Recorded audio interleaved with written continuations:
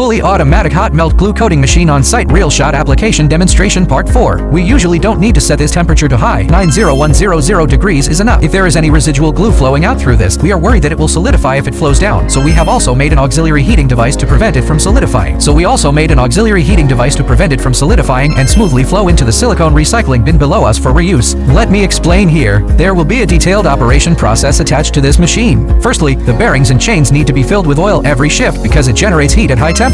We have set the temperature range from 120 to 220 and 250. These gears, including these bearings, you can see that the heat conduction lines and heating tubes are all high temperature heating.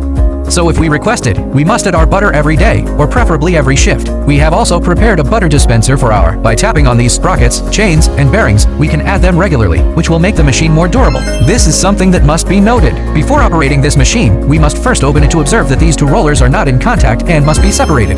Because if it is adhered, it is possible that the adhesive will dry and stick to it. If we start it when it sticks, it will scratch the adhesive on the surface of our silicone, so we need to let it leave a little bit. For example, if I adjust it to 5 on my end and also adjust it to 5 on my end, you can see that this seam has already left. It was completely attached just now. To check, we need to make sure that this seam doesn't stick to the ground and we need to leave. This is the first step. Check this. The second step is to turn on all these temperature controls. After turning them on, we need to wait for about 20 minutes for the glue that was originally residual or stuck on the surface of the roller to melt, including the glue in this glue box, before starting the motor. As soon as we start this motor, our rollers start to rotate. If your glue hasn't melted, start rolling first, which may damage the surface of the silicone rubber roller and the chrome-plated steel rod.